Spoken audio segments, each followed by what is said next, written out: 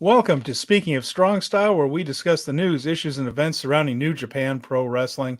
I'm Stephen Conway. With me, as always, Jeremy Finestone. We are going to be talking over a lot of things, the shows going on this coming week. Road to Wrestling Dontaku. Look ahead to that show. We're going to be talking about, of course, the IWGP Women's title match that took place at All-Star Dream Queendom, part of the big Stardom show, but the IWGP Women's title was on the line there. So, as always, Jeremy, plenty to talk about, plenty to think about. And how was your week? Did you enjoy what you saw? Man, it has been a crazy week over here. Managed to catch most everything that I needed to catch. It felt like there wasn't a whole lot going on with New Japan, but at the same time, the conveyor belt just kept turning, and there's just more information and matches to process. So not the busiest week, but I definitely felt engaged with the product all throughout the week. I agree. And hello, Colin, by the way. Thanks for watching. For the folks watching live right there. Hello, everyone. And just wanted to mention there, we're contributors to the Fight Game Media Network, so make sure you check us out there on the YouTube feed, the podcast feed, everything else. But we're also going to be releasing this as a podcast on the feed a little bit later tonight. So if you get a chance, download it, give us 5-star review, give us all that stuff helps people find the show. We very much appreciate that. So that'll be up a little bit later here tonight. But while we're here live on the YouTubes, let's talk about some of the things we've seen the past week. I suppose, Jeremy, the biggest news coming out of the past 7 days would be the combination of that All-Star Dream Queendom show with the news that Mercedes Mone has extended her deal with Bushiroad. So not long before that show, she did sign on to do more dates, and she mentioned what her next one's going to be after that tournament, and we're going to get to all that. But we discussed this over the past few weeks. We talked about how certain developments in WWE, maybe the return of Vince McMahon to a hands-on creative role, was going to drive Moné a little bit more toward perhaps staying in Japan. Just because, Vince was the person she walked out on, to be honest. Well, and Johnny Ace, those two. But when she and Trinity Fatu laid down those tag team titles and walked out, it was because they were unhappy with the creative direction they were seeing from Vince McMahon, who was absolutely in charge. It looks like he's back in charge as much as maybe almost as much as ever now, with some of the ridiculous stuff we've had to stomach the last couple of days, with a third world title and a useless brand split in a draft no one cares about. But now it looks like that did indeed come to fruition, that Mercedes decided staying with Bushiroad, New Japan and Stardom is the way to go. I'm relieved from a selfish standpoint because I want to see all these things. And I did watch the entire All-Star Dream Queendom show this past week. It's one of my favorite shows of the year. It's up there with night one of WrestleMania and Wrestle Kingdom. It's on that level. This was a fantastic night of wrestling. And once again, we saw that Moné is absolutely on the level of these women who are the best in the world at what they do. She's top level shit right there. You saw the Mercedes Mone match. You also saw the main event of Julia and Tam Nakano. I watched the whole thing. Talk to me a little bit about what you thought about Moné and Iwatani. Of course, Mayu Iwatani defeated Mercedes Mone for the IWGP Women's title. So now the all-time Stardom icon is the IWGP Women's Champion, and she won that in front of a crowd of 5,538, as it's listed. To give you an idea, Dream Queendom at the end of December drew about 3,300 to Sumo Hall and was considered a terrific success. And each year that show gets a little bit bigger. Well, they went from 3,300 to 5,500. So the interest in this show was huge. And Yokohama Arena is a big building, but they put 5,500 paid in it. And talk to us about it. A 13-minute match, and very beautifully worked. And talk to me about how you felt watching Iwatani and Moné. Okay, so we talked about it a little bit, and you talked about it on Scott Edwards' 5-Star Joshi show. The build to this was eerily similar to Bayley and Sasha Banks at the NXT TakeOver in Brooklyn many, many years ago. that was the build. Now, when you got to the actual match, there was really no underdog story from Iwatani. She actually, in a lot of ways, handed Mercedes Mone her ass in that match. There was a lot of, oh no, you have pissed me off, and I am going to show you what I am all about. Which is, I don't think the narrative that people were expecting. They were expecting big time Mercedes Mone to, take her to the woodshed, but the narrative conventionally when this build is the underdog comes and does it. This was not the case. By the time this match was over, or we were getting to the end, it was abundantly clear that Mercedes was barely hanging on in this match. Storyline wise, work rate, let me be clear, this was a fantastically worked match, but the story of it was Iwatani had her and took her down after trying to give her a finisher one time, and Mercedes kicked out. She systematically dismantled her with a pile driver, a kick to the face, I believe a moonsault, and then her finisher one more time for good measure. And it was a pretty spectacular finish. And I got to give credit to that music of Iwatani's. So you get the pin, and she's laying there. She's like the 1, 2, 3, and you can hear the whispers of the chords, but it's not until like the beat drops, and all of a sudden you got this like just huge celebratory babyface music, and just the whole presentation, man, with Rocky Ogawa presenting the belt afterwards. Just, we talk about big time IWGP matches and presentations and wins, and this was among that level of presentation and win. And for someone that's not all that familiar with Stardom, but knowing that they have to watch Stardom for the education of this product, and I kind of approach it that way, that I'm the newbie eyes to it for the viewers. This is something you get a chance to see. You should go watch it. It was a terrific night, and top to bottom, it was fantastic. Daza Wadsworth, watching here, has a question: Is this an exclusive deal? At this point, yeah, but I have to say that Bushiroad is more liberal with their loan out policies, and what I mean by that is, we're going to get to it. We're going to be seeing some work with All Japan and Noah beyond just the All Together show. Mm-hmm. There's going to be a couple other things going on there where you'll see New Japan talent, Bushiroad talent at other shows. And I get the idea that if Moné really, really wanted to work something with the Tokyo Joshi Pro, which has been discussed, maybe even Sendai Girls, who knows, that Bushiroad is open to that idea. Remember, Shingo Takagi wrestled for Dragon's Gate at the end of the year there. So she's not, they're not opposed to things like that necessarily, especially if it's a huge star like Moné and it keeps her happy. So I'm she hoping strikes that me as an A+ star that will unify factions in promotions that don't necessarily see eye to eye for a greater good just by having her on the card. And they have people like you, one half of the team 7-Up, the former Goddess of Stardom tag team champion. She works for many different promotions, including Stardom.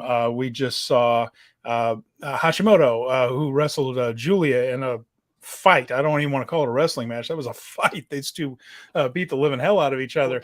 She's Sendai Girls. So Bushiroad is a little more liberal about those kinds of things. So again, the reason why, for selfish reasons, I'm happy that Moné extended her contract is because I feel like we're going to be seeing a little bit more of this. We're going to maybe see some people you don't always see over there. And Colin mentions the whole thing where, where Rossy Ogawa presented the belt, the IWGP title, and Mayu has this wonderful kind of clumsy affectations. It's all put on. Believe me, if you watch, this woman has insane body control. But she's brilliant at looking like she doesn't.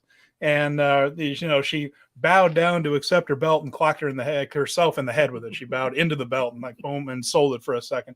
But that's very Mayu right there. She loves it. I keep going back to Jeremy during the pandemic was still going on, and Stardom had a different approach than New Japan did. New Japan set up all the seats on the floor, but only filled every other one, and they would tape off the other. So you would have, maybe seat 1, seat 3, and seat 5 with a person in it. Seat 2, 4, and 6 would have a piece of tape. Stardom removed the empty spots. There were just no chairs there, so there was this empty space, and almost every night Iwatani would get knocked off the apron, and she would go flying and stumble through the empty chairs, like into those spaces. And so all these people are sitting there in the first, second, and third row, and all of a sudden Mayu comes flying by. And the kick of it was she did it every night and never touched a human being, but always looked like she was flying out of control. Like she's literally a human lawn dart into the lawn chairs. Yeah, well, you ever notice every unicycle act looks like they're about to crash and they never do? It's because they're really, really good at riding a unicycle and know exactly what they're doing. And Mayu's the same way. So she does these things where she makes herself look clumsy, and it's ridiculously endearing. And it works for her, but make no mistake, that woman has body control about as good as anybody in the business. I have terrible control over my center of gravity, so I'm 100% in awe of anyone who can rock that thing to the A+ degree. Yeah, and so now she's our IWGP Women's Champion. So we're going to be seeing her on a little bit of maybe some more New Japan shows, and that's wonderful news. And Moné is still around, so there's ways to work this in. So just want to mention for Stardom right there, I mentioned 5,500 there in Yokohama. After 3,300 at Dream Queendom, this show in Yokohama was 1 week after drawing 1,000 people to Yoyogi for the Cinderella Tournament Finals. This is a promotion that before the pandemic was running in, was it Shinkaba First Ring, which holds a couple hundred at the most, like packed out is a couple hundred. The growth of Stardom has just been tremendous over the last few years, and they just took some serious body blows with the whole thing with Hana Kimura and Kagetsu and other people leaving the promotion, and to come back as strong as they have is really impressive, and it's a testimony to the quality of athlete they have in that group. It was on display at All-Star Grand Queendom. And like you said, anybody that gets a chance to see this show, take it. Stardom World is not the easiest interface in the world. New Japan World is a lot better. It's worth the time. In a couple of days, it's Tuesday now, probably Thursday or Friday, they will put that on their streaming service. It's exclusive to pay-per-view for a few days there. And then later on in the week, usually 4 or 5 days later, it drops on there. Worth the time. I mean, go back and check it out. And I wouldn't be surprised at all if you didn't end up buying the next pay-per-view, because I'm hooked on the stuff. Let me ask you this. I saw a move in the main event, and I don't think I've ever seen this move done before. The main event was Tam Nakano and Julia for the World of Stardom title. The Tam Nakano Julia match. I'm sorry, I probably should have clarified that. Have you ever seen a snapmare off the top rope to throw somebody into a table ass first? No, I have not. And I'm not sure I want to see it again. It scared the hell out of me. It looked amazing and terrifying at the same time. So it's worth mentioning, no champions retain their titles on this show in title matches. There were champions that didn't put their title on the line that came out of it. And Colin is telling us the pay-per-view archive ends tomorrow. Okay, there you go. So by Thursday, you should be able to see it. Flaming Shark says All-Star Grand Queendom was fabulous. Stardom's really popping off, and the glow-up for them has been insane. Let me put that comment up there, Shark.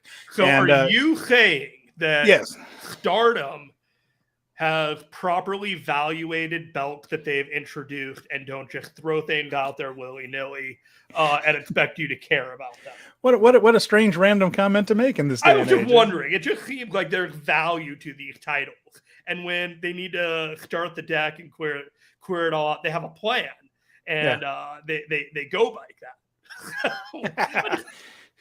So yeah, there you go. A couple more comments here I do want to go through. Flaming Shark agrees with us. That was nuts. One of the scariest table bumps he's ever seen. Yeah, that. I'm glad it worked out. Let's put it that way. Tam Nakano does the whole pop idol gimmick, and it's Cosmic Angels. They come out and they dance, and she and Natsupoi, her tag team partner, have an album out now. Sure. CD, you can buy it. And I believe she was in a Pop Star Academy, like one of those factories that churns out boy groups and girl groups, J-pop groups. I believe she was in that before wrestling. Yeah, don't quote me on that, but I think that's true. And she comes off, the kawaii of the cosmos. Kawaii is a Japanese word kind of for cute, for it doesn't translate perfectly, but that whole kind of adorable thing. And she is. And the thing is, though, she will punch you in the damn mouth, and you can hit her back just as hard, and she just keeps firing back. There were some of the stiffest shots you're going to see in that Julia Tam match. I mean, it was the real thing. So her first post-match feud is Stardom's version of Mickie James and Trish Stratus in WWE? Well, I mean, but no, I mean, like, there's somebody that really just wants to be her, and yeah. You know, and so there's the impersonation. Who's the wrestler that is trying to be her? Oh, I really wish you hadn't just asked me that live so on the air. It's not a regular Stardom wrestler. Come to our aid. It's not a regular Stardom. It's not a Stardom regular. So I don't know the name off the top of my head. Brad Reeder's here. He says hello. And yeah, so I'm sorry, I don't know. But yes, it is basically somebody that's doing a Tam Nakano gimmick, and they're going to wrestle each other right there. So it'll be a mirror image. I caught bits and pieces of this from Scott Edwards talking about it on his Twitter, and there was like, he was explaining it, and it was very, very convoluted when he was explaining it. So I was reading it, and it was just like, so this feud is Mickie wants to be Trish, and he's like, that's exactly it. And I was like, okay, let's go. So yeah, Dazzle Wilder said never seen a backslide finish like the one in the trios title match. Yeah, it was a total reset, and that's worth mentioning there. No champions that put the title on the line retained it. So new trios champs, new tag champs. That's the new eras, Mirai and Ami Sourei. So they took advantage of this opportunity, this big crowd, and this extra attention that this show is getting, and really decided to push a few things. Tam Nakano won her first. I was really surprised. That was the first time she won that red belt, the World of Stardom title. So she defeated Julia, and that is a feud that's been going on for years and years and was built beautifully, including even some blood and hair being chopped off and things. It was, and the match lived up to all that. You had Mina Shirakawa coming back from injury to defeat Saya Kamitani. Saya Kamitani overcoming her fear of doing the Phoenix Splash after she injured Mina with it in their first match. She did it, but didn't quite get the pin and ended up that. So we have new tag champs, new trios champs, and that's a whole thing too, because Cosmic Angels had some people leave. The Club Venus broke away. It really does feel like a whole new beginning, with now the all-time icon is the IWGP champion. Another person that's Scott Edwards has mentioned that Nakano is kind of like their Tetsuya Naito. She's somebody that you can always put in there and the people will be into it. You know, that she's just an automatic crowd heat magnet there, because people love her. And now she has the red belt, and there are going to be people coming after that. So a lot of exciting things going on there. And by keeping Moné but putting the belt on Mayu, you still have that rematch, right? That title will almost certainly be defended at Dominion. Then there will be other shows to come. You can have Moné going after meeting up with other wrestlers in just special matches. Now that title is over because it's on stars as big as Kyrie, Mercedes Mone, Mayu Iwatani. That belt hasn't been around a long time, Jeremy, but three of the biggest women's stars in the business have held it. Yeah, I mean, I'm very curious about just how many women's matches are going to be on Forbidden Door 2 this year as well. Who's Mayu Iwatani gonna wrestle? If you have an IWGP title, you have to expect that she's going to be there. Yeah. You know, with everything that's changing with Moné, could she have a similar Moxley deal where she can work New Japan Pro Wrestling and maybe AEW at the same time? Now that the dust is starting to settle on where the wrestling world is at and what these companies are going to be, Mercedes can do the one more match contract extension for as long as she likes. But there's going to come a point where that's no longer going to be the optimal decision for her. And I wonder, is it going to be this summertime? So I think that there's at least a half a dozen more matches that they could get out of her at Stardom, including everyone that was in the main event, a rematch with Mayu Iwatani at one point. We could do that. You could do, the Julia match, Mercedes Mone. You could do Tam Nakano and Mercedes Mone. Mercedes Mone and Tam Nakano for that belt would be a hell of a match later on this summer, and you could do that anywhere in the world. Yeah, it's made now, and Moné doesn't need that IWGP title. The IWGP title needed her more than it needed anything else.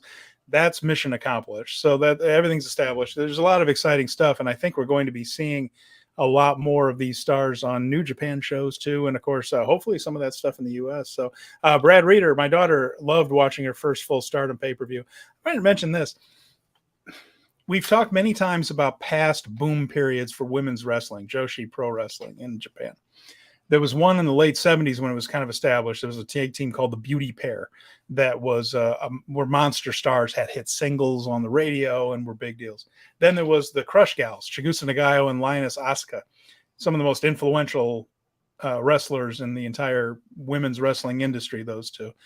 Jumping Bomb Angels came from that era. And then that was one. And then you had another one in the mid-90s with Manami Toyota and Akira Okudo and Bull Nakano and Aja Kong. And I'm leaving. That was more of a group effort than any one team that just gets over like gangbusters, the way the Beauty Pair did, the way the Angels and Crush Gals did. That was just like the entire business was on fire, the women's wrestling in the mid-90s. The crowds are very different. This reminds me of a Brad saying that his daughter loved watching. I'm happy to hear that, because I have even heard people on backstage comments on New Japan shows joke about how all the guys are going to watch Stardom and all the girls are coming to New Japan now. So like back then it was teenage girls screaming, and the crowd sounded different. Jeremy, when you go back on YouTube and watch this, it sounds like a boy band concert or a Blackpink or something like that, where it's just girls screaming. K-pop, something like that. Yeah, because the crowd is just heavy teenage girls that were watching All Japan women. Stardom has more of a pro wrestling fan crowd, and it's a lot of guys. And I'm sure I'm sure the looks of these women doesn't hurt, but that was true in the 90s too, and it was girls that were going. But it's mostly guys. It's more of a pro wrestling crowd than a respectful pro wrestling crowd. Yes. Oh yeah.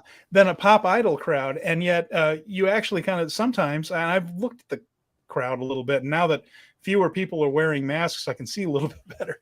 And it's a lot more women sometimes at New Japan shows than at Stardom shows. So it seems like that's kind of flipped the script. But I'm happy to hear that your daughter liked it, because I think they're wonderful role models too. So, and then Daza Wadsworth's one of the most emotional shows I've ever watched, from Himeka to Mina to Tam. Yeah, Himeka retiring at the age of 25, a really good wrestler. But apparently I found out during the show from the English commentary, lost her father not too long ago, maybe wants to get off the road there. And that makes sense. But she wrestled her longtime tag team partner, Micah, in a very emotional and terrific match.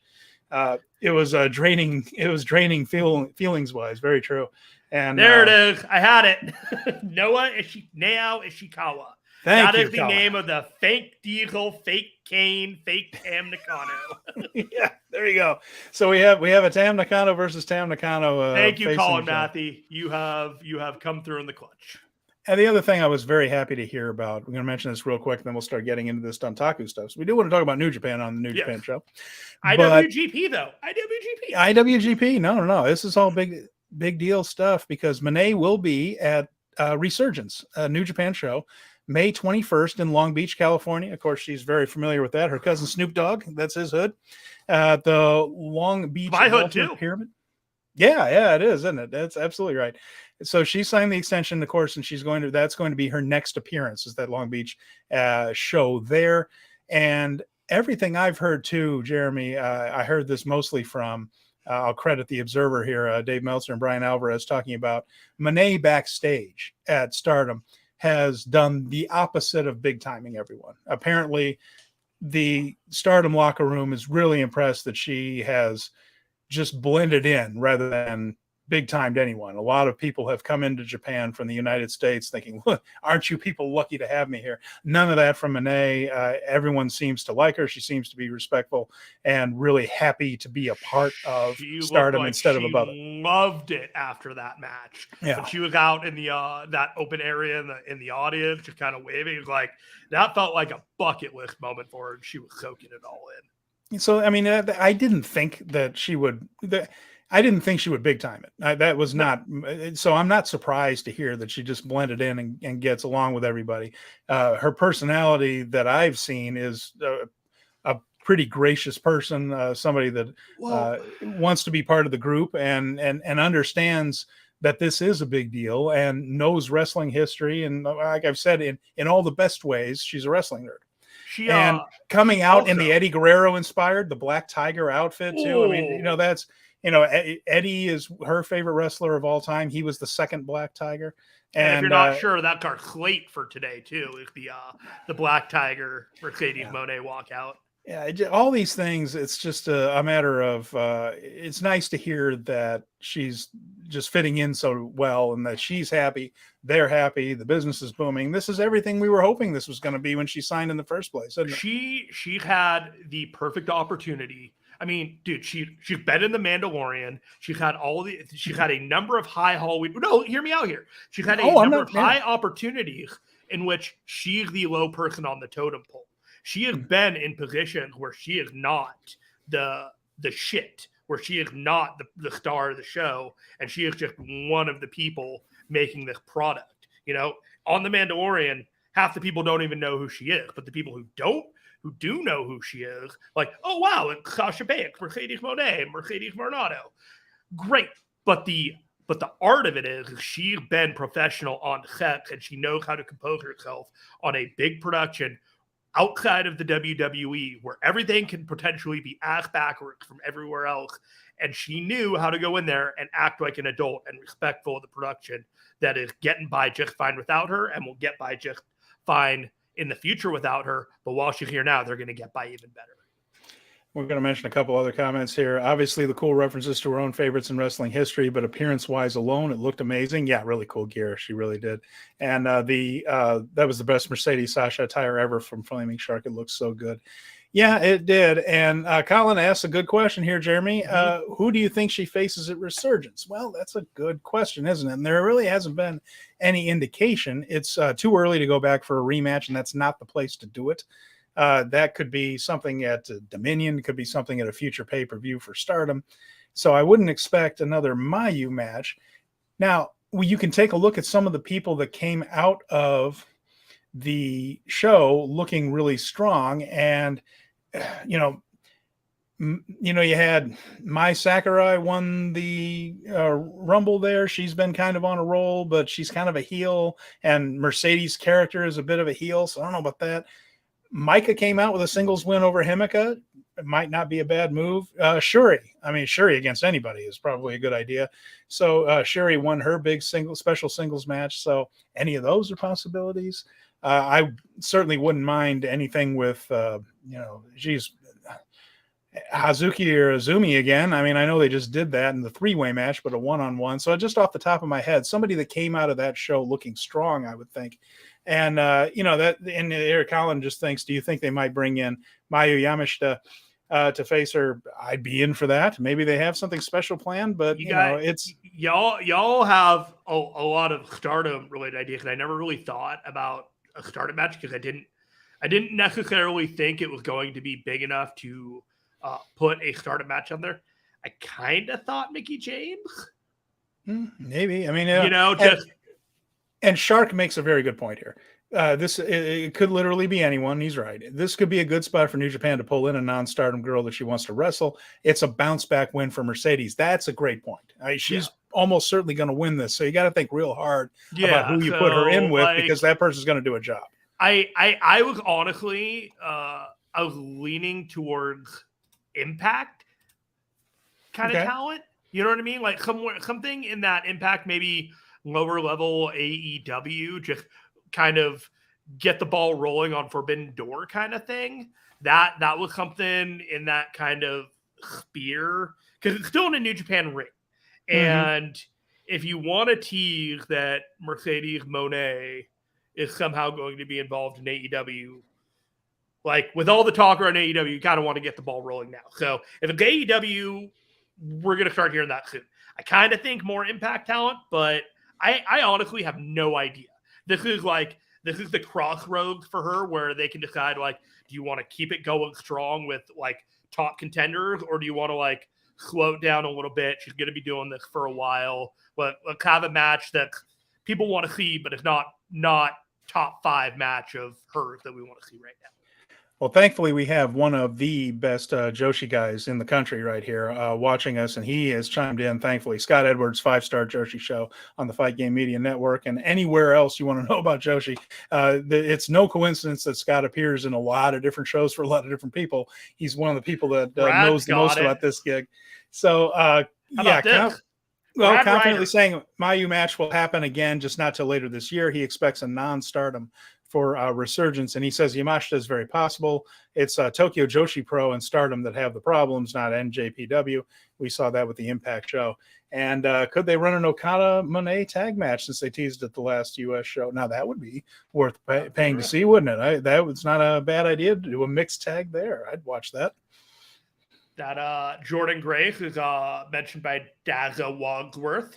That is also that's somewhere on there. Like Deonna Purrazzo. Now that Deonna has the Impact Knockout title, I kind of ruled her out because they probably want to protect her. But she was an ideal candidate, along with Mickie James, who's one of those top tier women. Maybe Masha. I want to see Jordan. I want to see Jordan Grace versus Mercedes Mone. I 100% want to see that match. Masha Slamovich. I'm not sure I do. I'm not sure Masha's there yet. Okay, fair enough. It could be messy, but yeah. Yeah, this is a good point too. Flaming Shark, they could do Okada and Moné at Historic Crossover too, if she's still around by then. It could be a U.S. match with the San Jose show tease. Yeah, there's all kinds of, the best part about this, all kinds of possibilities. So we will, of course, be covering any announcements that are made here on this show, and we'll make sure you know. And so we're leaning, right now, as our consensus, I think, is that we're leaning toward a non-stardom wrestler, maybe someone from one of the companies here in the U.S. that works with New Japan. So I guess the way we could wrap it up is right now, when it comes to Mercedes Mone, we are living in the brightest timeline, my friend, and let's enjoy it while we can. Indeed. So let's talk about the road to Dontaku. By gosh, we got some New Japan stuff to go over, and there was only one show on NJPW World. And that is, I have to choke at least once a show. Take a glass of water. I'll take this. I'm telling you. Okay, so I think I'm all right. Okay. They were in Osaka. That was the show they put up on the network. Now, this was not the most newsworthy show. It was a well-wrestled set of preview tags. I feel like it's worth going over just because this show is pretty representative of what we've seen in the house show circuit in the road to Dontaku. So we're not going to just break this whole thing down. It's not a very newsworthy show the way we will with Dontaku once it happens. But I think there's some things here worth mentioning, Jeremy. And it's interesting to see how they're matching up these guys in the preview tags. And again, it's something that you'll see, not this exact card. They don't really do that where they tour with the exact same card every night. But it's an idea of what they're doing. And the first match worth mentioning here, Boltin Oleg against Ryohei Oiwa in the opener. This was about a 10-minute time limit draw and was about as good a Young Lion match as I've seen in a while, and I've seen some good ones. The Young Lions are always very talented. Boltin Oleg and Oiwa, I just felt like they could have made that thing a 20-minute draw, and I would have enjoyed it just as much. So this is the question I told you ahead of time that I had ready for you. Oh, God, what is it? Do you see Boltin Oleg joining Finley's Bullet Club? I think it's a little early for that. I mean, I think he's probably going to be sticking in the Young Lion system. For all the talk about how the Young Lion system is going to change, we haven't really seen that in action yet. I can see him being their little monster. Just kind of like him recruiting him and just wrecking people. Because they talked about how like big and kind of savage he was. And there were keywords there that you could associate between one and the other.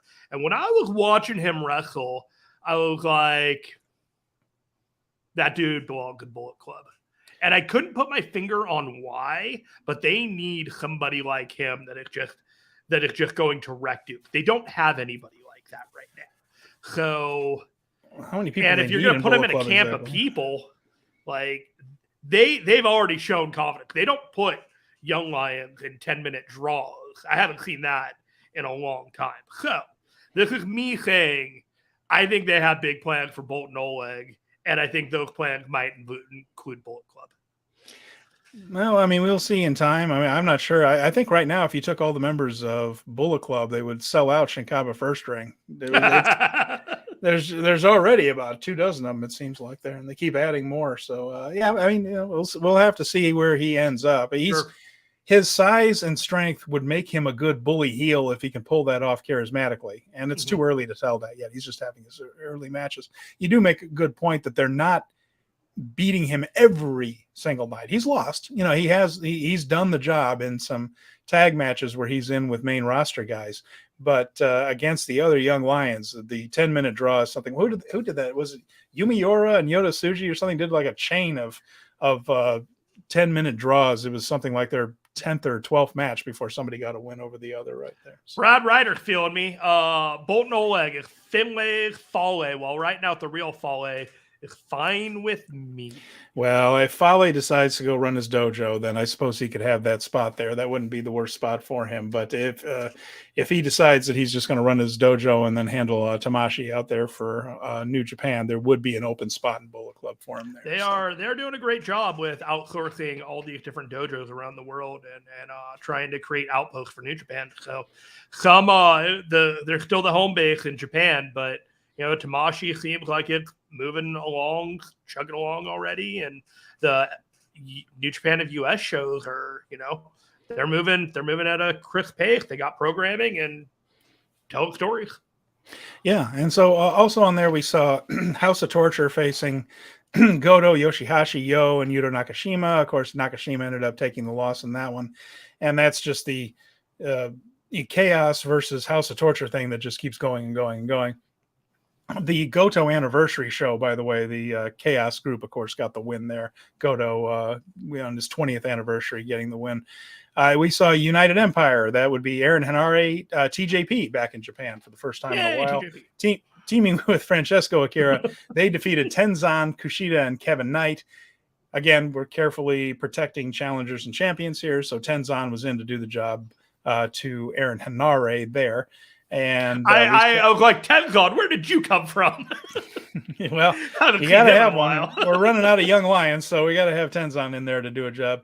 And the thing with this is the Kushida and Kevin Knight did his always impressive aerial moveset. The guy in one leap, he does a Hurricane Rana onto a guy sitting on the top turnbuckle. You just don't get guys that can do that very often. So they're featuring him correctly and making sure that he looks appropriately impressive. I don't think he and Kushida are going to win that title, but I don't know. I think they might. Maybe. But it's depends on how long Kevin's going to be there, doesn't it? So United Empire, Mark Davis, Kyle Fletcher, Great O'Con, and Jeff Cobb against TMDK, that being Zach, Mikey Nichols, Shane Haste, and Kosei Fujita. Of course, here Fujita is a member of TMDK, but he's still a young lion. He's the one that did the job here, while everybody else murdered by Jeff Cobb. Everybody here is in some kind of a preview. So Cobb and Zach are going to wrestle for the TV title. Aussie Open and TMDK have a showdown for the IWGP Tag Team Championship. So, good stuff. I'm going to teach Fujita the ways of how to be a man to a woman. I do not want to see that lesson. Bless his heart. I don't know. Fujita's a good-looking guy. I bet he does okay on his own. But maybe he could both just have different kinds of swag, man. it's definitely different, isn't it? I love Great O'Con so much. I think he's great. So we also had Tamatanga, Hikuleo, Master Wato, and Jado defeating the Bullet Club, that being Finlay, Kenta, Taiji Ishimori, and the always ready to submit on a moment's notice Geto. So that was they put Wato over in this one, which I thought was fun. But again, Tamatanga paired off with Finlay, Hikuleo paired off with Kenta, and Taiji Ishimori was in there as well. They want to protect him, so Geto does the job. Kenta really is a perfect New Japan Strong Champion. Just a perfect gatekeeper kind of title for that. He's not too high on the card. He's not too low on the card. And when he has the matches, you're getting, you know that you're getting what you pay for. I tell you what, Finlay gets his money's worth out of that eyebrow, doesn't he? Woo! So he can raise the one eyebrow. It's different than the people's eyebrow, the Rock's version of it. His just looks sinister. His absolutely does look sinister. So between the job that he's done on his hair and his beard, and then that one eyebrow, he looks suitably evil. Is that photo touched up or nah? Nah, that's a pretty dark beard. That's a pretty dark. That's day one beard. That is a day one. I just dyed it. Let's get this picture taken. Didn't even wash it out. Oh gosh, and we'll bring this up here. Then this next match, Colin Matthew asks, "Is anyone still struggling with babyface Minoru Suzuki?" I know I am. It's just weird. I'm digging it right now. I'm kind of enjoying it. It's nice to have the ass kicker on your side instead of the other guy's side. So it's fun. I'm having fun with it. I like to mentally refer to him as babyface murder grandpa, and it kind of rolls off the tongue. Babyface murder grandpa. So we had there's a lot of subplots into this one. We had Minoru Suzuki, El Desperado, and Ren Narita, the never open weight 6-man tag champions. Speaking of strong style, teaming up with Tiger Mask and Shota Umino. Now that's kind of an odd pairing, Umino and all that. Not ridiculous, but it makes a lot of sense when you realize that Kazuchika Okada is on the other side, and Okada has been systematically making enemies this entire year. So after that whole Tanahashi Okada humbling of Narita and Umino, he's got a target on his back coming from directions he's not used to. So we had this match with Tomoaki Honma was on his team with Yano and Makabe. So, of course, that was a win for the champs here. And not Hiroshi Tanahashi, as this very old picture suggests. Right. Yeah, that's true. Tanahashi, of course, injured and out of this. So let's talk about this thing, because we're going to be seeing Okada challenge for the never open weight 6-man tag titles. They made a big deal that it was with X and X. We didn't know who his two partners were. We have one. Tomohiro Ishii is going to be in that match.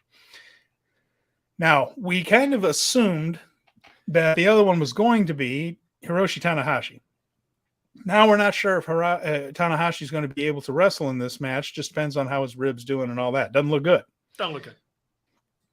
With that in mind, who is the other X anyway here? Now, he talked to Toru Yano in backstage comments, and Toru Yano said, forget it. I'm not doing it. I don't want to fight Minoru Suzuki. And he just said, but we're chaos. And he's just like, no, I ain't doing it. I hate that guy. He scares me. So Yano's out. Can't be Yano, which doesn't break my heart. But at this stage, who do you think is the other X? Did they put Show in there? I mean, Yo. I'm sorry, Yo. Yeah, it was Yo in Chaos. Sorry.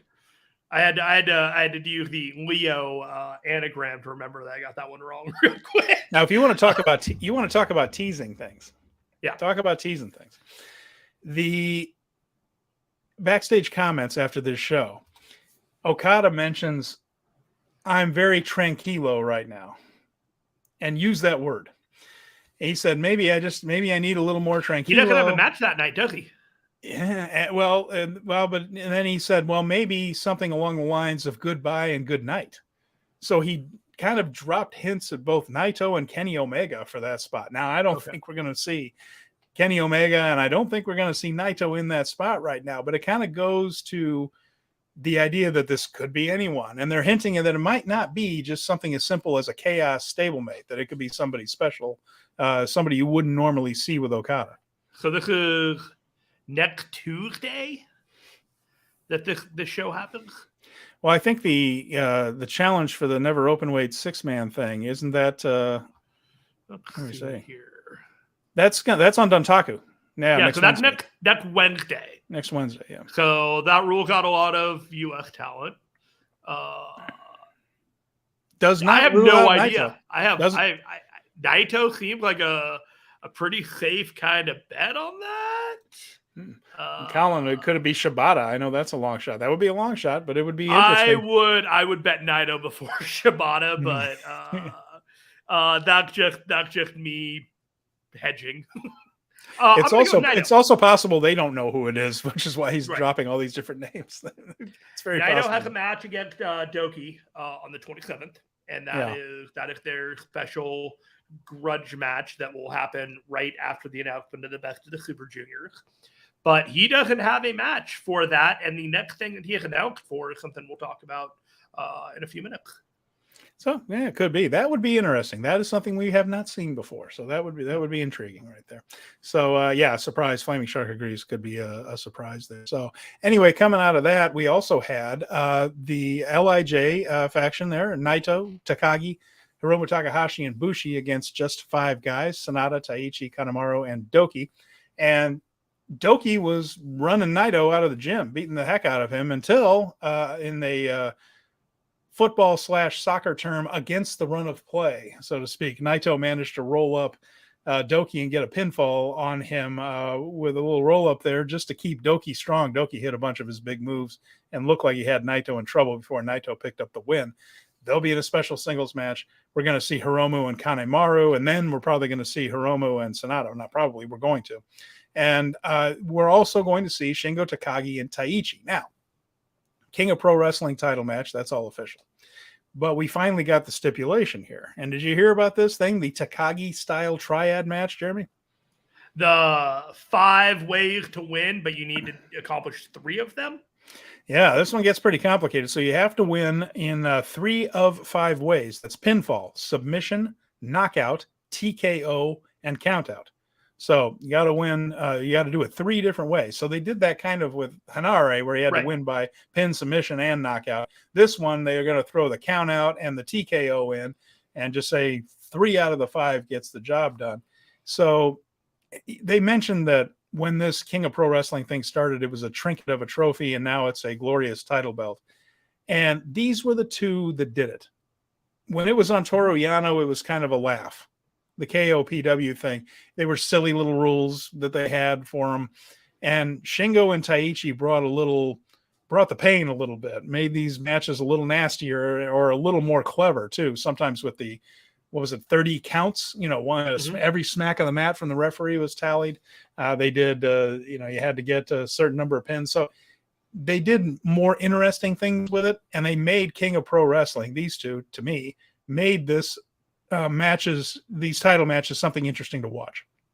So I have faith that they're probably going to tear it down with this Takagi style triad match.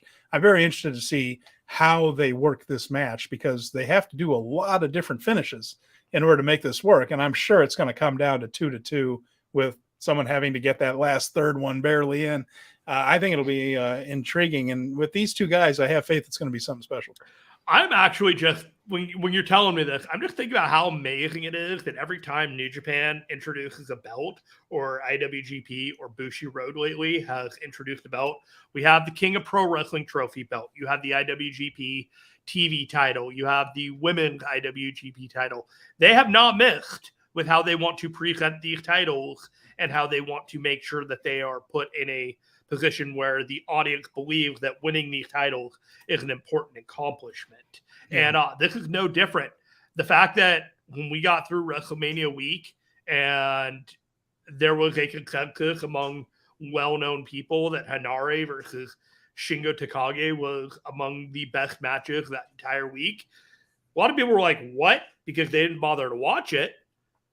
But if you did watch it, hard to argue how good that match was. And there was a lot of amazing matches over that 5 days. But the King of Pro Wrestling title matters. And it matters because the people who have been shepherded and put in charge of heralding it as a valuable title have taken that seriously. Shingo Takagi is one of the best wrestlers in the world. And over the course of the last year and a half of carrying this title, he has made sure that people pay attention to it. And that's a hard thing to do. And Flaming Shark makes a good point here, too. Again, LIJ and Just 5 Guys is on the Dontaku card involving everyone besides Hiromu and Sanada. So Naito is booked that night. Things can happen. Things can change on that one, too, if they decide to go that way. Or, even Naito could just really surprise everyone by working twice. It's like you can do a 6-man tag and then another 6-man tag later.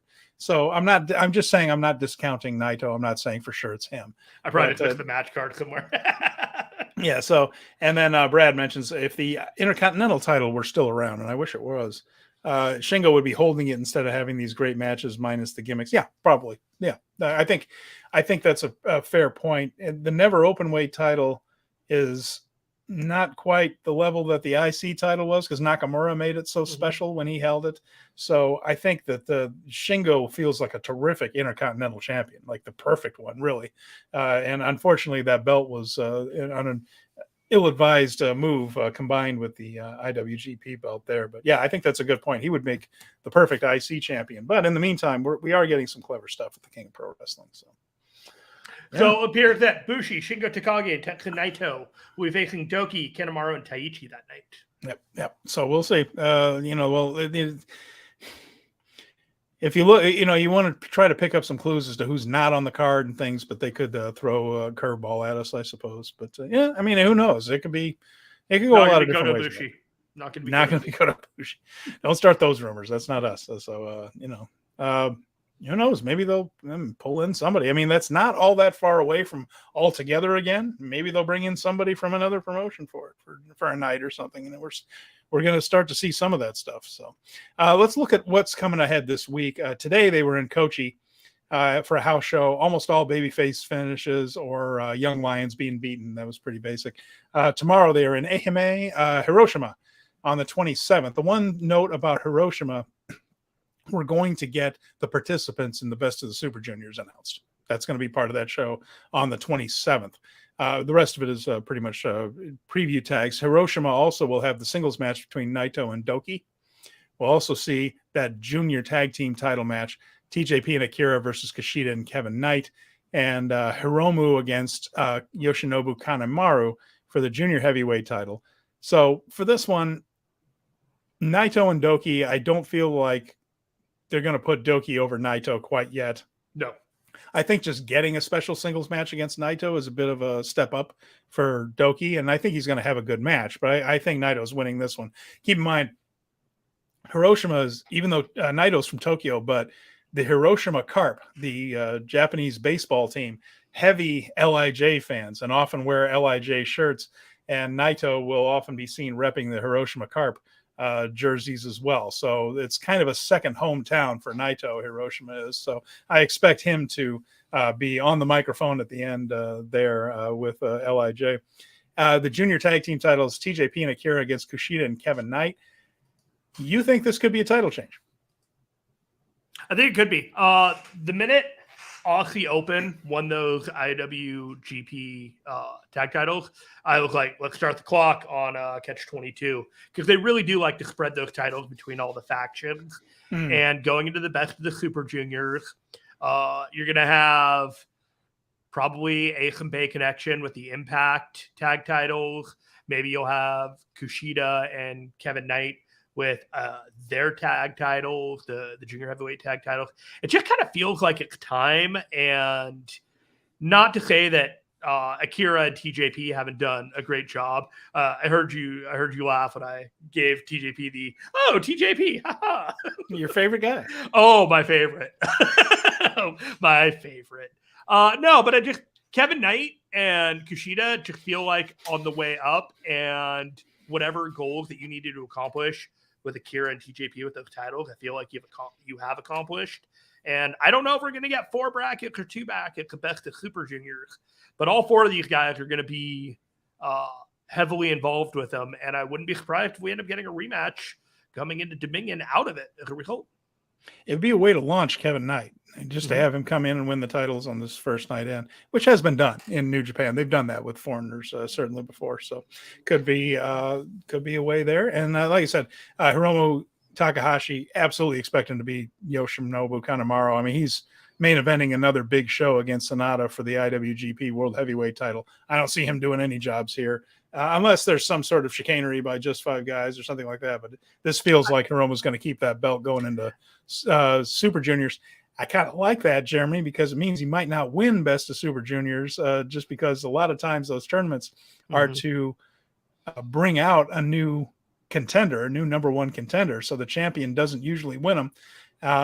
Hiromu's the best junior heavyweight in the world. Doesn't need to win Best of Super Juniors this year. So I'm hoping they use it as a launch to either for Desperado or whoever to get a big win and then face Hiromu. I don't feel like Hiromu needs to win this thing another year in a row. I want to see Hiromu without the belt going into the summertime because there's a lot more mileage with him wrestling people outside of Japan going into the summer. And if he has that title, it's the outcome is a lot more clear than it would be if he didn't have that title. So for the sake of dream matches, I'd like to get that title off of him. Is Kanemaru the guy? I don't know. Would I be upset if he won the title? No, but it would be quite the choice to make your IWGP World Heavyweight title challenger look like a dork by losing before challenging yet again. It'd be strange, wouldn't it? So, and then on the 29th in Kagoshima, wrestling Satsuma no Kuni, we will see Aussie Open against TMDK, Shane Haste and Mike Nichols for the IWGP World Tag Team titles, and also see the KOPW match there, the Takagi style triad match. That'll be the 29th. Going into Dontaku on May 3rd.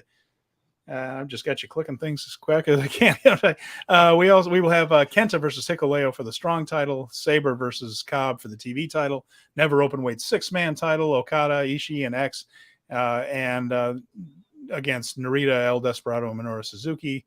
The Never Openweight title, this is the one that I'm betting is going to be a title change here, Tama Tonga and David Finlay, and then Sonata and Hiromu Takahashi in the main event. Of course, that's next Wednesday, so we'll be back on Tuesday to really preview the heck out of Dontaku next week. And let's talk, because a big match at Dontaku is that Never Openweight title. Let's talk secondary titles here for a second. So we have some good comments. And this is another one here from Brad Reeder, by the way. Do you think we could get the reveal of the new roster member of the video as teased at Dontaku? I wonder if they could possibly be the tag partner for Okada and Ishii.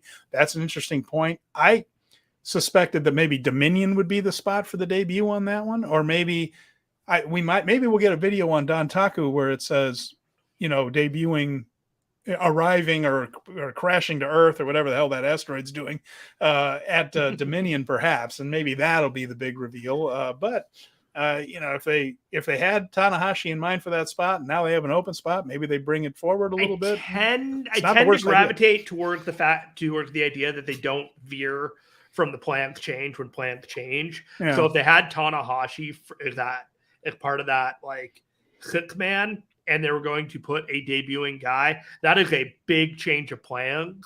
And I'm not 100% sure that it would matter, but if it did matter, the impact would be met for what they have planned.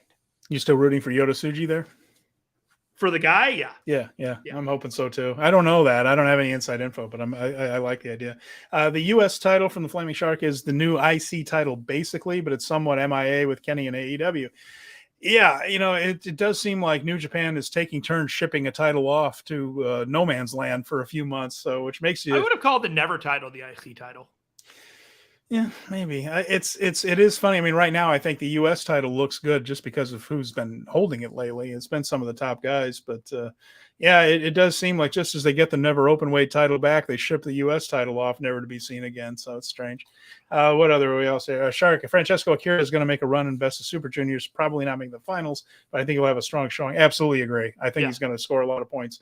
And I could see it coming off a Catch-22, losing and focusing on BOSJ. Yeah, it's not a bad point. And Kevin Knight's a star, and he is really talented. Kushida is an excellent tag team partner for anyone. He's just a terrific tag wrestler.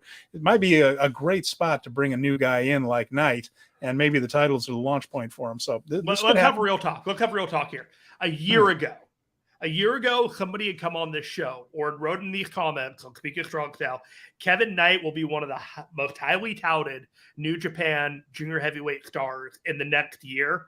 Would we have felt confident supporting that? I'm not necessarily sure that we would. We are really, really not giving this dude his flowers for how far he's come in the last year. Just an unbelievable effort on his part. So I really had to underline that one because we talk about it so casually, but there are guys like Wheeler Yuta that have had way more opportunities than he has, and has not come out shining nearly as much on a one-to-one basis as this guy has. He's taken his opportunities, he's hit them, and it's time to take him to the next level. Kevin Knight is the real deal. All right. Well, maybe they agree, and we'll be seeing that here soon. So we'll see. Also, might it be G1 time for Hiromu Takahashi? I know you're in favor of Hiromu moving up to heavyweight. I want to see it. I just don't think it happens.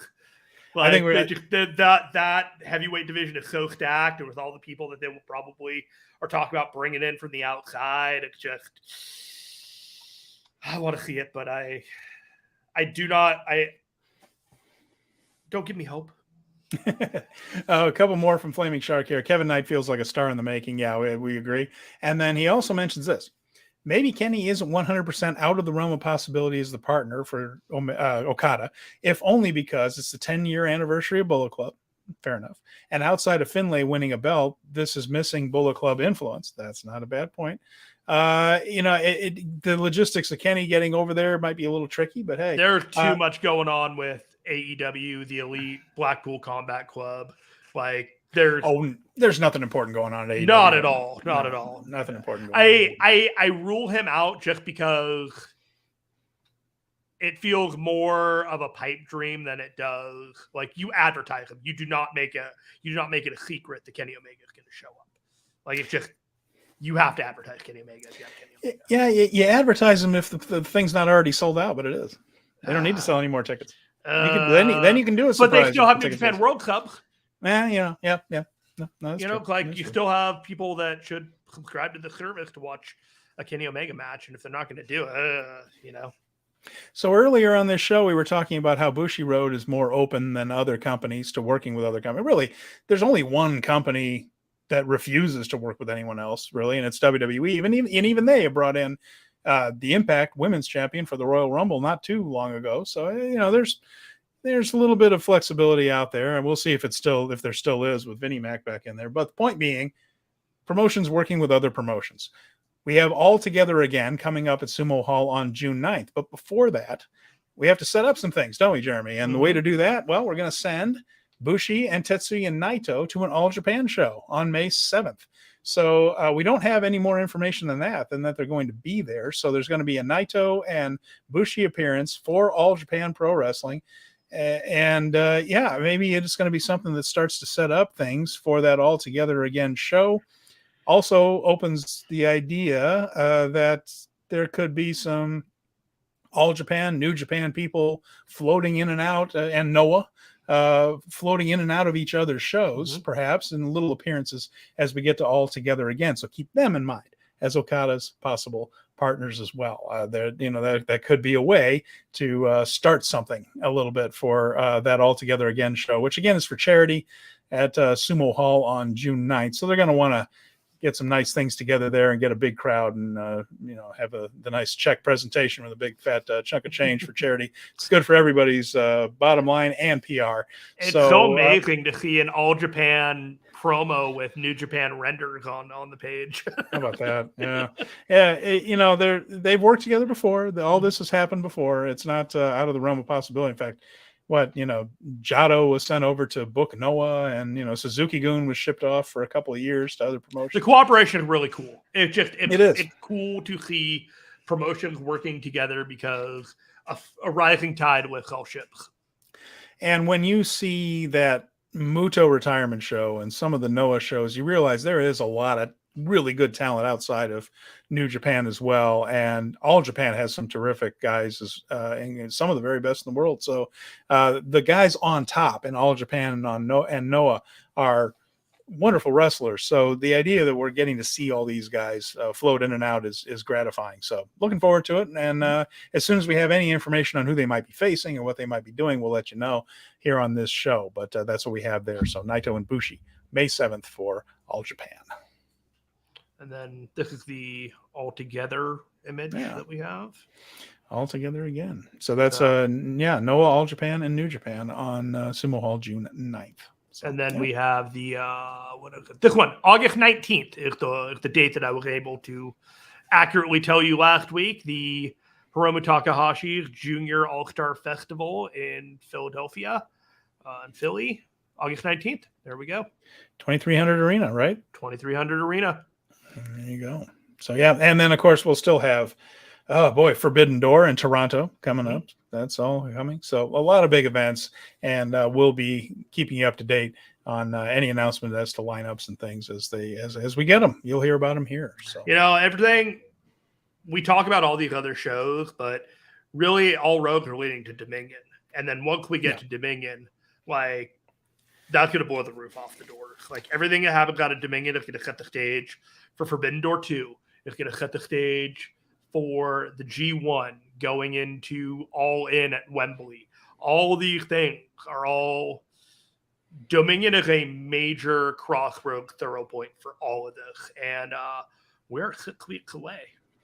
It is one. If Wrestle Kingdom is their WrestleMania, then this is their SummerSlam. Mm-hmm. It's the second biggest show of the year, and it's something they've always taken very, very seriously. Dominion's always been a high point in the calendar, and it's going to be again this year. So definitely looking forward to seeing how that all pans out, because you're right, it does set up the rest of the way. It feels like after G1, everybody's beat to hell, and there's this little lull after the G1 where everybody's just kind of recovering, and then you begin the build toward Wrestle Kingdom about 2 months later. Whereas with Dominion, you've got all these things going on in the spring with Sakura Genesis and Dontaku and the Cup. Now there's Forbidden Door. And so it's boom, boom, boom, boom, things happening very, very quickly. And then it's just this big peak. And then you go right into G1 not too long after that. And it's just such an exciting time. It feels very vibrant.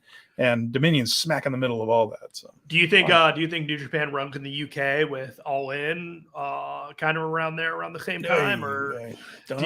That's the elephant in the room. Do you even try to bother running if you're I mean, if it's overly successful, you could probably feel confident running a 5,000 person building somewhere in the vicinity. But those Royal Quest shows were really good, but they were really frustrating to be on tape delay last year. Oh, boy, yeah. And I'm curious to see what they do with that. I don't know, with the exception of Will Ospreay and Zack Sabre, if there's anybody on the New Japan roster that would really make a ticket buying difference in England. Okada and Naito. Yeah, I suppose, but that would be a pretty hardcore audience. I guess I saw in the Observer that 55,000 people signed up for the pre-sale. That doesn't mean they're all going to buy tickets, but it sounds like they're going to have a pretty healthy crowd at Wembley right there. So never had doubt. Yeah, and that's without any matches announced. So, it could be. We'll see. Okada, Tanahashi, Naito. All the big names. I mean, it would be one of those guys. It would be a faction leader. They're not going to send. We're just trying to suss out if are there other European-centric stars that would really drive the experience. I mean, Aussie Open is an arguable factor in that play. Like, I do think that they are stars that tip the needle for ticket buying now. Not as much as, the Omegas or the Zack Sabre Juniors. But I think when people see Aussie Open on a card now, they're paying attention. I mean, they're going to pull out all the stops for that one. You got to remember that's an AEW show. They're going to want to feature AEW guys on it. So that's going to be the main thing. So I think if there's a Japanese New Japan presence, we could get something like Omega Ospreay. That's always possible. But if there's a New Japan presence, I feel like it'll be like a little self-contained unit, a match there. So, and Ospreay and Sabre would be the ones that would be the most obvious. I honestly, I would have no problem. And I know there are people that disagree with me with this, but if you have Ospreay in the main event of AEW All In and he loses to MJF for the world title at Wembley, it will be okay. If he's going to win the G1 and he's going to win at Wrestle Kingdom, it will be okay. Yeah, if I'm New Japan, I don't know if I have him lose there. I just don't know. I wouldn't have him win.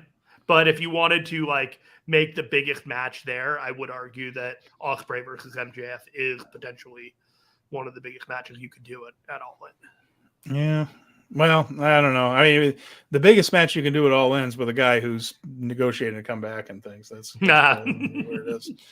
So, boy. Don't see a world.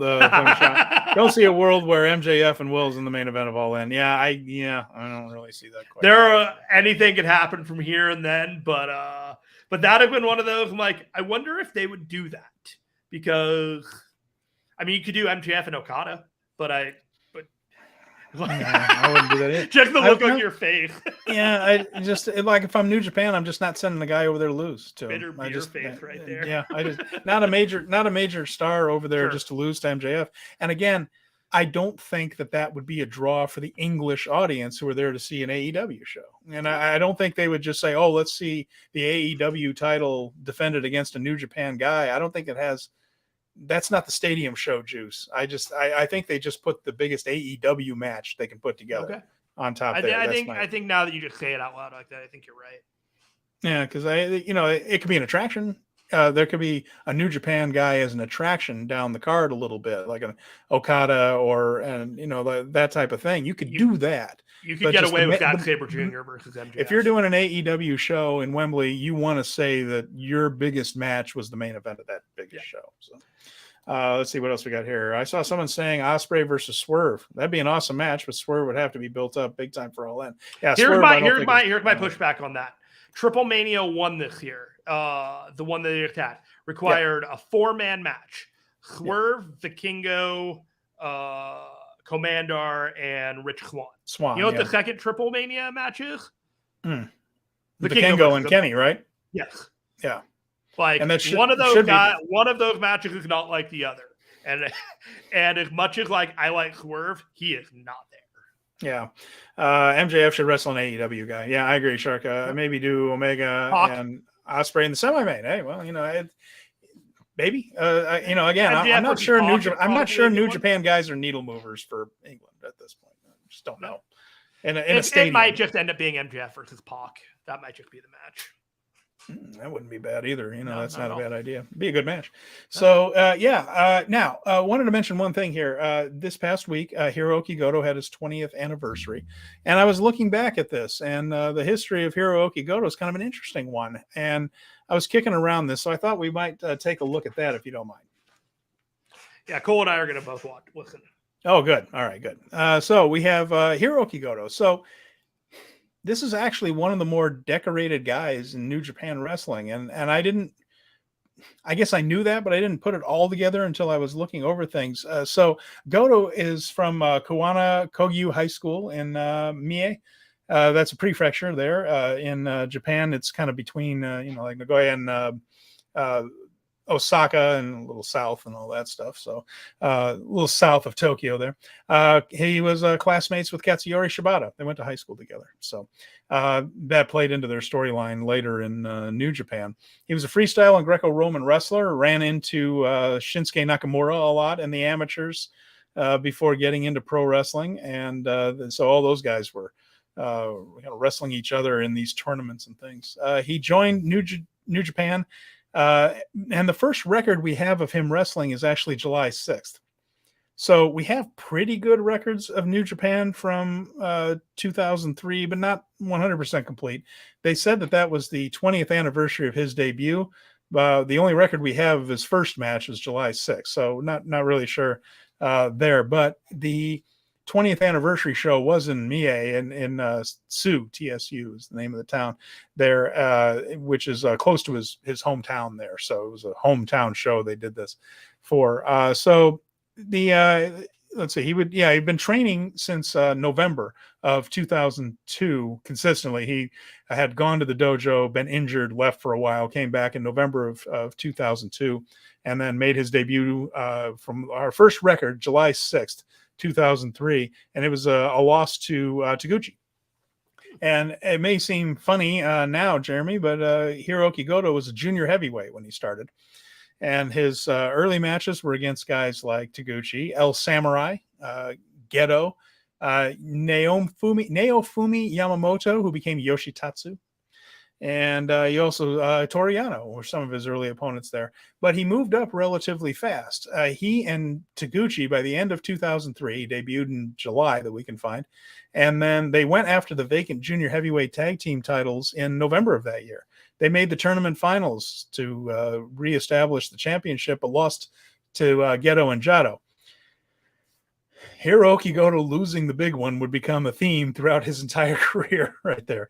So just to give you an idea there, in 2004, as a junior heavyweight, he was kind of in the middle of the card. He was 34 wins, 68 losses, and 1 draw in 2004 as he started to cut his teeth. But like I said, he wasn't doing job after job after job after job the way a lot of young lions were. They thought a lot of him. 2005, he won the Young Lion Cup. So they didn't do that every year. The previous one had been in the year 2000, won by Togi Makabe. And it's hard to imagine Togi Makabe as a young lion. I thought he was born 40 years old, but nevertheless, he did win it in 2000. And then Goto won in 05. He beat Hiroki Ito in the finals. Yoshitatsu and Yujiro Takahashi were also in that tournament. He joined Jushin Thunder Liger's CTU faction. And that year, he finished 3rd in Block A of the Best of Super Juniors. So he actually competed in Super Juniors for a couple of years. He was behind Minoru Tanaka and Koji Kanemoto in his block. And Tiger Mask won it that year, by the way, over Geto in the finals. And so, yeah. But in that tournament, he was a champion. So he won his first title there in 2005. He and Minoru Tanaka defeated Koji Kanemoto and Watao Inoue for the junior heavyweight tag team titles. So that was his first championship. And held them for 9 months, dropped them to El Samurai and Ryusuke Taguchi after a fairly long title reign for those belts. So those belts don't usually stay on somebody that long. So that was in 2005. In 2006, they dropped those titles, and then he headed over to some appearances in TNA. So Goto went with Liger in his CTU outfit, and they went over as heels as to TNA. Goto teaming with the Black Tiger of that era, the current Black Tiger back then, which was Rocky Romero. Minoru Tanaka and Liger, they wrestled mostly Sanjay Dutt, Alex Shelley, Jay Lethal, made a few appearances for TNA, and he spent the rest of 2006 working in Mexico for a combination of Toryumon, which was a promotion there that actually trained Kazuchika Okada in wrestling right there. Remember, Okada is not a New Japan Dojo guy. And also wrestled for CMLL. Guys like Okamura, Alex Kozlov, Okada, Kensuke Sasaki, Liger, all those guys worked for Toryumon and CML then. He went back to New Japan in August of 2007, so he was gone about a year there. When he came back, he joined Arise, which was Nakamura's stable at the time. Nakamura had broken away from Yuji Nagata and formed a group called Rise, and that was Goto, Giant Bernard, Matt Bloom, who's the current NXT head trainer, Prince Devitt, Finn Balor, and Travis Tomko was also part of that group. Tyson Tomko? Yeah, oh, Tyson wow. Tomko. And Minoru Tanaka. So when he came back from Mexico, he bulked up. He was a lot bigger. He was a heavyweight at that point, and he was pushed. He made the G1 Tag League semifinals with Milano Collection AT as his partner. And then he challenged Tanahashi for the IWGP title within a couple of months of coming back from excursion. So they kind of launched him when he came back. And of course, he lost. But the next year, he started winning tournaments. He won the 2008 G1, and he won it in his first entry into a G1.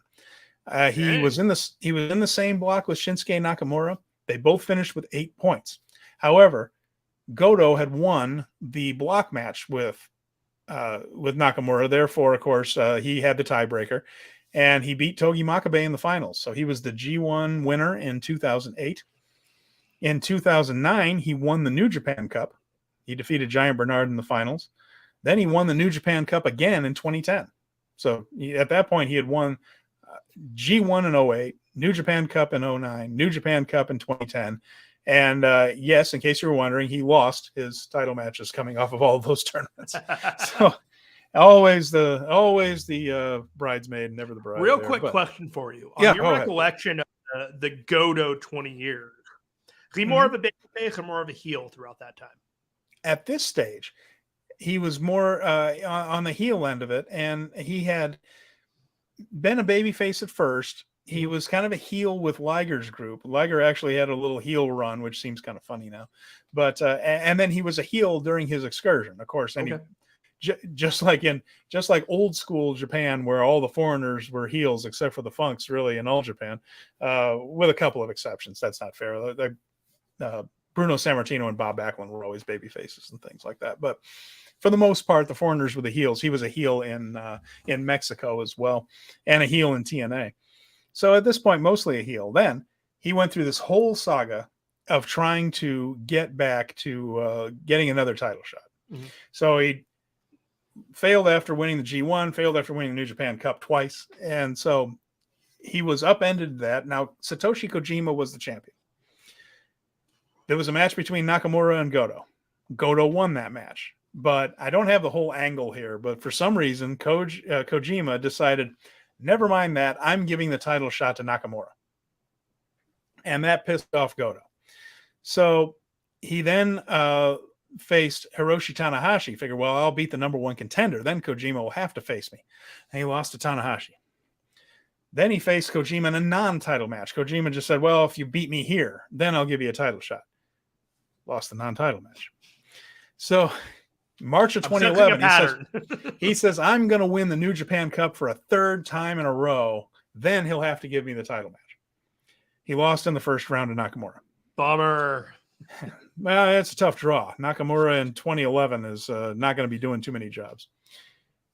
On the night of the New Japan Cup finals that year, he was wrestling Kojima and MVP. That was the opponents. And he was teaming with Tanahashi. He abandoned Tanahashi during the match and walked out on him. And walked out on New Japan for a few months, went back to Mexico. So left on a heel turn type of thing. Just walked out on Tanahashi and pissed off to Mexico for a few months. When he returned, he attacked Tanahashi after Tanahashi had won the title back. And Tanahashi by then had beaten Kojima. He returns, attacks Tanahashi, gets the title match with Tanahashi he'd been looking for, and lost. So at that point, he and Tanahashi made peace with one another and teamed up, but challenged for the tag team titles and lost. On February 12th, 2012, he actually defeated Masato Tanaka. Everybody, wait, he won one. And he won the Intercontinental title for the first time. That same year, he won the World Tag League with Carl Anderson as his partner.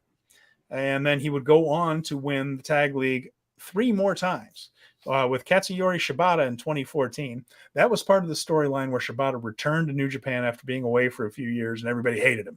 With the storyline being that Shibata abandoned the company during its worst times.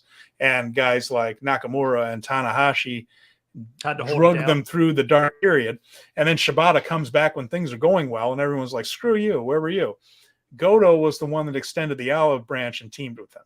And, of course, they had the whole high school classmate thing and that background to draw from in that storyline. And then, of course, we mentioned that he won with Carl Anderson with Shibata. He also won the World Tag League with Bishamon, Yoshihashi in 2021 and 2022. So just to give you a little rundown here, I mentioned Decorated. Never won the IWGP World title despite multiple chances. It's always been the story. Do you think he ever will? No. I just don't see a spot where he gets in there now. He's 43. Not even the feel-good Mick Foley win at this point? If you're going to do that and give someone the feel-good win, you do it with Ishii. Maybe. Right? You know, maybe. I mean, I don't think you do it with both. I think you do it once, and I think it's Ishii that would get the Lifetime Achievement Award here. And here's why I bring this up. He's a 2-time Intercontinental champ. He's a 5-time never openweight champion. He's a 2-time never openweight 6-man champion. He's won a G1, 2 New Japan Cups, a Young Lion tournament. They had a 6-man tag team tournament, and he won that. They had a Samurai TV tag team tournament in 2005 that he won with Yuji Nagata. The man has won everything else in the company except, well, I guess Best of a Super Juniors. He didn't win one of those when he was there. And he didn't win the IWGP World title. Other than that, the guy's done everything except KOPW. There's still time for that. Stephen Conway, you were telling me that Hirooki Goto is the best assistant manager that ever lived. Yeah, well, okay. And Miguel Rubio brings up an interesting point. He said Nakanishi got the feel-good win. He did. He sure did. So maybe someday they will. I still think that Rubio. Yeah, good to see Miguel. That's a fair point. And so maybe they will someday with Goto there. It wouldn't bother me a bit. But you know, it could be he could get it. I would love to see Ishii get it because I think he deserves something like that. But you're right. If one or the other is going to get that, they're not going to do it for both. The other thing they could do, and it's something they've done very recently with Kojima and Yuji Nagata. I mean, they work with other companies. Kojima won the GHC title in Noah not all that long ago. And then there's the Triple Crown in All Japan that New Japan wrestlers have won in the last few years. I could definitely see Goto perhaps being a GHC champion someday or a Triple Crown champion someday. That could be something they could do with him that would make an awful lot of sense if you were going to do a back and forth at big shows, especially with the spirit of cooperation. And there's a recent precedent for that one. Kojima, and I think Kojima also won the GHC tag team titles with like 3 or 4 months ago they were defending him. Yeah, with Segura. Yeah, anyway. They had him around the time of the Wrestle Kingdom in Yokohama. 100%. So I feel like that's a little more likely for Goto than maybe an IWGP World Heavyweight title run. Yeah. That's entirely pragmatic and realistic.